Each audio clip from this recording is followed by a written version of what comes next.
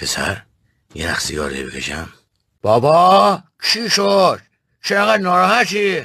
بیا این سیگار. فندکم بده. بیا بابا شرن. چی شد؟ این زنه با آبرویم بازی میکنه.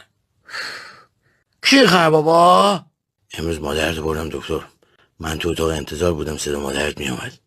خب میگفت آقای دکتر شوهرم باید بیاد تو. دکتر کی بود؟ مگه بی‌تربیتی کرد؟ ها؟ نه پسر، دکتر بهش گفت من دکتر متخصص هستم، چشم پاکی دارم، شخص محترمی هستم. بعدش مادرت گفت بحث شما نیست، من به شما اعتماد دارم، منشی شما خیلی خوشگله، شوهر منم نه دکتره نه متخصصه نه چشم پاک داره نه شخص محترمیه. بعد دکتر من برد تو اتاقش، تازه منشیش هم من نگاه تأسف وار کرد و گفت ایش. بابا خب مامان